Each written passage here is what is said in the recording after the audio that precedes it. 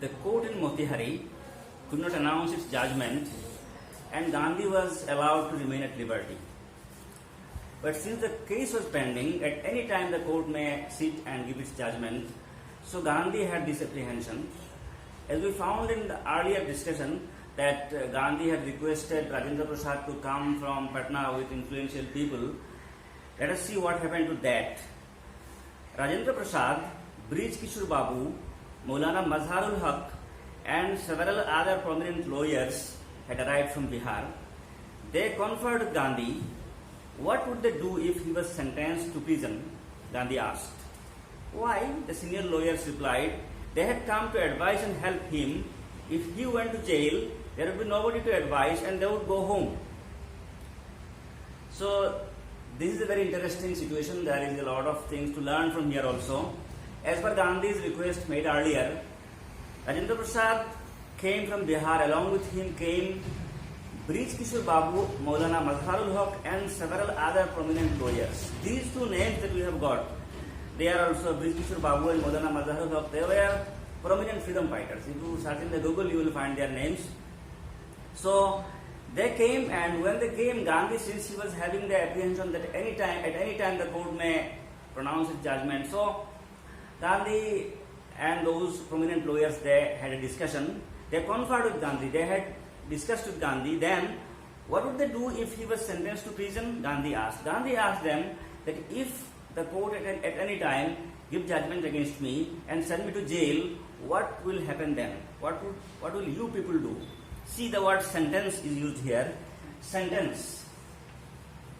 Sentence is used here as a verb. If he was sentenced to prison, this is not the sentence that we know in grammar.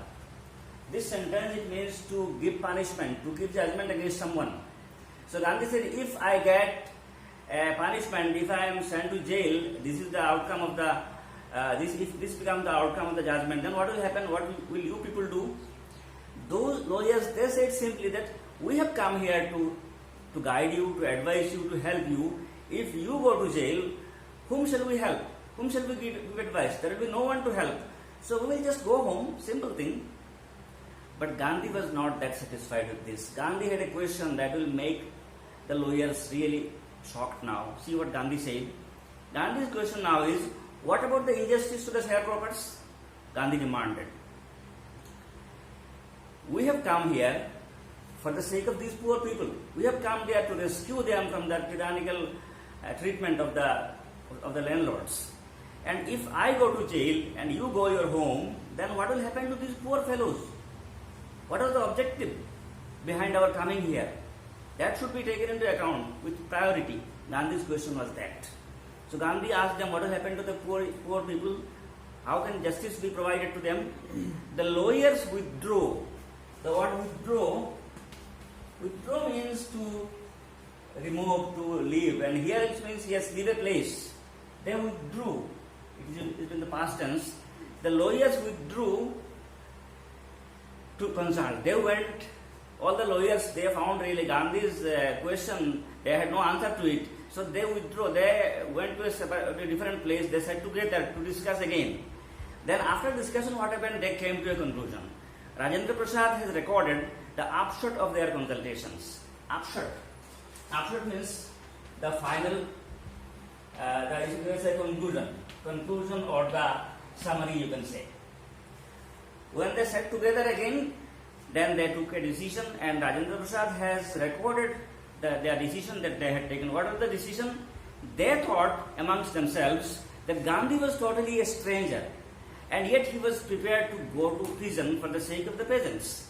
If they, on the other hand, being not only residents of the adjoining districts, adjoining means nearby, being not only the residents of the adjoining districts, resident, you know, resident means those people who live in a place, adjoining means nearby.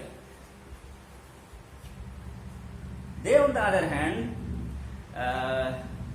being not only the residents of the adjoining districts, but also those who claim to have served these peasants should go home, it would be shameful desertion.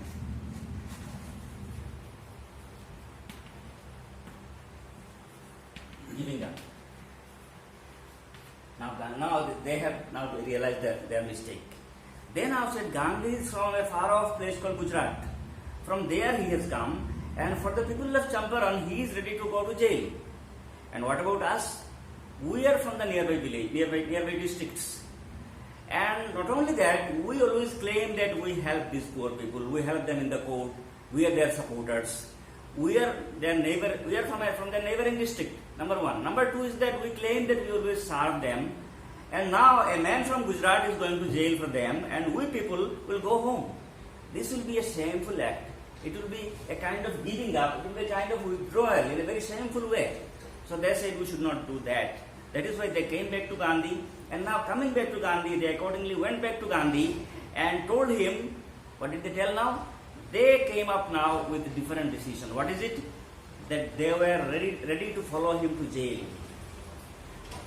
They said, if you are sent to jail, we will follow you to jail. How can that be? If the court gives judgment against a particular individual that he should be sent to jail, how come other people will say, we also want to go? Is jail your maternal uncle's home? Is it your Sasur Padi that you will go along with other people? One person is sent to jail. Why should other people say we are going to go to jail? This is actually a technique that is often employed by the protesters to make the situation difficult and complex for the authority, for the government. This is the kind of protest actually. That their claim is that you have unjustly sent our hero to jail, and we follow him, we are his followers, we are his fan. So wherever he will go, we will go with him. Take us also to jail. This is a way of creating problem for the authorities. Protesters often do it. This is what these people decided to do. And now when they told this to Gandhi, that if you are sent to jail, we will follow you to jail, Gandhi was so happy. Happy for what? Happy at the fact that there was unity. This decision spoke about the unity those people had. And that's why Gandhi said, the battle of Champaran is won. This sentence is very important. A question may come, in what context did Gandhi say this? The battle of Champaran is won. What was the battle there? Was there a battle? Was there a fight? The battle of Champaran is won. It means we have won the battle of Champaran. We have become victorious in the battle. What was the battle there? Was there a fight with guns? No. Here the battle means the conflict, the tussle that the people, on the one hand there were the peasants, on the other hand the British landlords, they were having. And Gandhi said, we have won the battle, we have won this fight against the British. How have they won it? There is no solution yet. By this Gandhi means to say that if we are united, if there is unity, then there is a saying in English, united we stand, divided we fall. Gandhi was happy at the fact that we have unity. That these people have shown their unity, that if I am sent to jail, they will follow me there. If unity is there, no force can harm you, no force can defeat you. This is what Gandhi meant when he said that the battle of Champaran is won. He said that if we have this kind of unity, if we have this kind of single-mindedness in us, then no one can defeat us. We can say in advance that we will win against the British landlords. Then what happened? Then he took a piece of paper and divided the group into pairs and put down the order in which each pair was to quote arrest. Two words are important here. One is put down the order. Order means sequence here.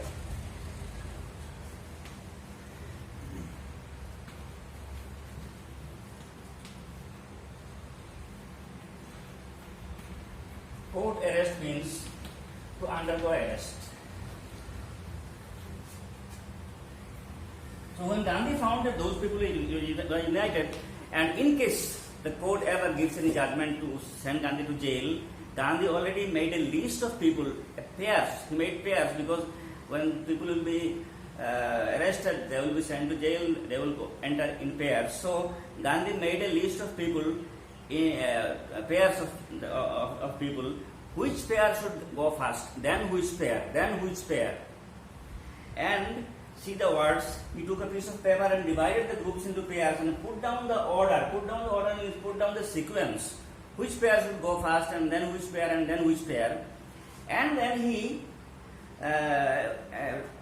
put down the order in which each pair was to quote arrest. This is very important, very nice expression, to quote arrest. This word quote does not mean the house where judgment is given. This word quote is used as a verb. To quote arrest means to undergo arrest, to face arrest, to be ready for arrest. When police will come to arrest you, you appear there and they arrest you. So you are quoting arrest. You are undergoing arrest. So which two will go first, and then which two? Gandhi in advance made a list of it. Then what happened? Several days later, Gandhi received a written communication from the magistrate informing him that the Lieutenant Governor of the province had ordered the case. What was the order?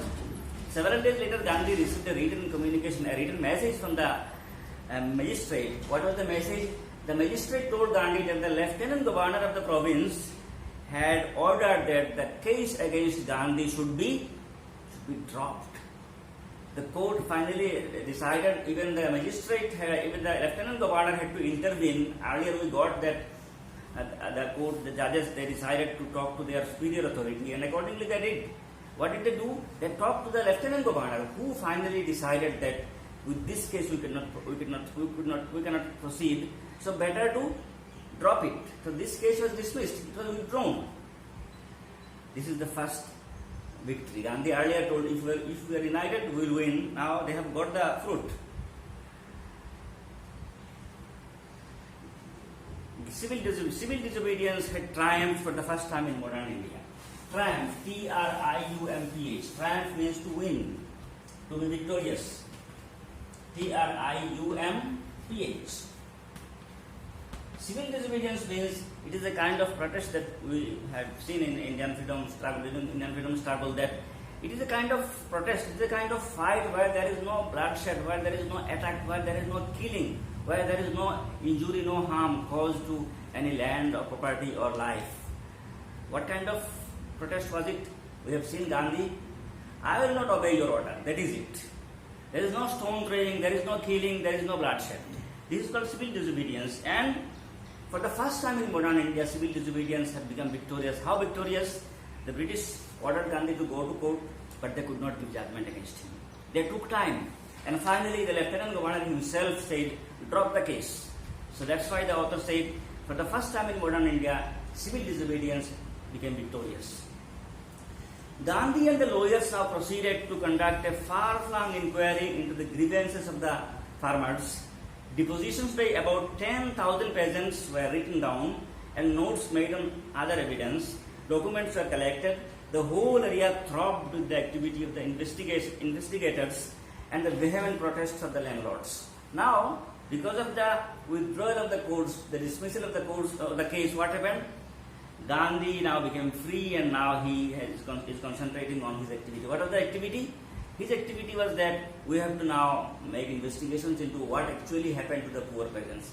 Gandhi started doing it with the help of his own comrades, his own associates, and they wanted to conduct a far-flung inquiry. Far-flung means a detailed inquiry into the grievances. Grievance means complaints. Grievances means complaints. The complaints that those poor people, the poor sharecroppers had, Gandhi wanted to make a detailed inquiry with the help of his comrades. So what to do? What was the procedure for doing this kind of inquiry? Depositions by about 10,000 peasants were written down. Deposition means it's a kind of statement, like an affidavit, where someone says, yes, I am telling all these things in complete faith, and he will put a signature and he will be liable for it. So this is called deposition, a statement where someone alleges something. Such depositions were written down by 10,000 peasants. This means 10,000 peasants gave statements that they were unjustly treated by the British landlords, their money was taken, etc. And notes made on other evidence, documents were collected. The whole area throbbed with the activity of the investigators. Throb means palpitate. Throb. We all palpitate. We have our this system in the heart.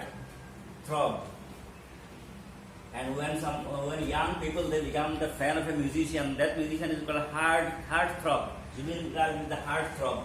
Throb means to palpitate. So this word is used here to mean that when there is palpitation in your body, as long as you are living, there will be palpitation. It will be felt by you. So in the whole area, people were busy collecting evidence against the British landlords, and they were giving evidences. They were making notes on it.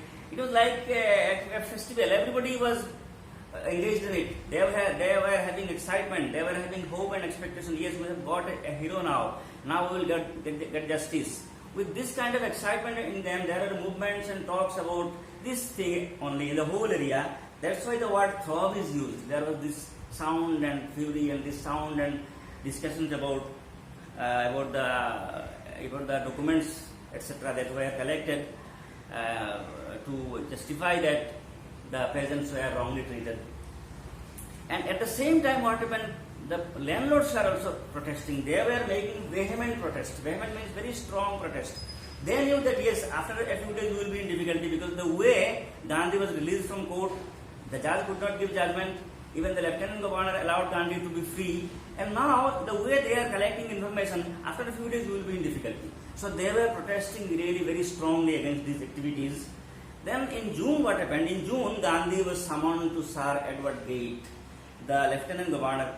Before he went, he met leading associates and again laid detailed plans for civil disobedience if he should not return. So now at what happened, this is a turning point again. We know that in December 1916, Gandhi went to Lucknow and he met, Rajkumar Shukla went to Lucknow and he met Gandhi. Then in the month of April, Gandhi reached Muzaffarpur. After 2 months, now it is June, Gandhi received a summon. What was it? He was summoned to Sir Edward Gate. Who was Sir Edward Gate? He was the lieutenant governor. See this spelling. Lieutenant. There is another word, colonel. There are people who pronounce it as colonel, looking like a spelling, but it's pronounced as colonel. Lieutenant. So be very careful about the spelling and pronunciation of these words. So Lieutenant Governor of Bihar and Odisha province at that time was Sir Edward Gate. His full name was Sir Edward Albert Gate, and he is famous because prior to that he was also Assistant Commissioner of Assam, and he is very famous for his book A History of Assam, which he wrote. A History of Assam by Edward Gate is a very authentic book on the history of that time, or the previous time also. So this Edward Gate was the Lieutenant Governor of Bihar at that time, and he summoned Gandhi now. So what happened? Gandhi was he was anxious because earlier the case was dismissed. Okay, now since the Lieutenant Governor is calling Gandhi, who knows what will happen? Maybe Gandhi will be charged. Why are you still here? The court had made you free. Does this mean you should stay here? You are instigating these people. Why don't you go to your state? Why are you still here? These questions may come. So Gandhi was having apprehension. So before going to meet Lieutenant Governor, Gandhi had a discussion with his close associates. Associates here means his close comrades, those people with whom he worked together, and they made a detailed plans again. If Gandhi does not return, if after meeting Lieutenant Governor he is arrested, no one knows. So Gandhi, before going, he talked with his associates, and they made detailed plans of their next course of action in the manner of civil disobedience in case Gandhi does not return. Gandhi had 4 protracted interviews with the Lieutenant Governor, who as a result appointed an official commission of inquiry into the indigo sharecropper situation. The commission consisted of landlords, government officials, and Gandhi as the sole representative of the peasants. What happened then when Gandhi went to meet Lieutenant Governor? On 4 occasions Gandhi had to go to meet him, and he had long talk. Protracted means detailed, long. Protracted, long. Sole means only.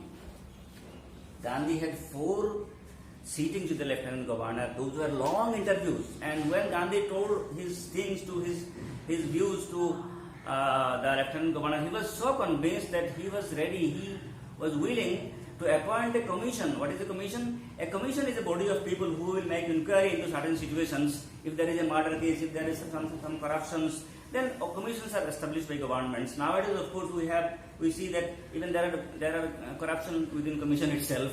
Often, when the commission gives its report, the government does not act upon it. The government does not even publish it. This also happens. But see how the British did. The British Lieutenant Governor, he was so convinced with Gandhi's talk that he decided to establish a commission of inquiry. And before that, 4 times Gandhi had long talks with the person. And what will this commission do? This commission will make investigations into what actually happened to the poor sharecroppers, who was responsible for what, and who will be the members of the commission. Members of the commission will be some of the landlords. They will represent their community. Some government officials will be there. They will represent the government. Who will represent the peasants? The peasants of Champaran will be represented by a man from Gujarat, Gandhi. He will be the only person to represent the whole community of peasants. This will be the commission, and they will, according to the Lieutenant Governor's instructions, they will make investigations into the sharecroppers' problems. So then Gandhi remained in Champaran for an initial uninterrupted period of 7 months. When Gandhi went to Champaran, he was there for 7 months. For the first time he visited, and he was there for 7 months. It was uninterrupted. Uninterrupted means there was no break. Continuously for 7 months he stayed there. And later on also he visited on several occasions. And then the visit undertaken casually on the entreaty of an unlettered peasant. Entreaty means request. Entreaty means request. Unlettered means uneducated. You can say uneducated or illiterate. Gandhi's journey to Champaran was casual. Just an unknown, uneducated peasant came and told him, and he agreed. And he thought it will be for a few days. But for the first time, he went there and he stayed there for a long, continuous 7 months. Afterwards, also he went and he spent some days there. Together, 1 year of Gandhi's life was occupied by his visit to Champaran. And then the interesting thing will be what will be the outcome, the findings and the report of the commission, and what effects it will have on the life of the people in Champaran. This we will see in the next video. Thank you very much.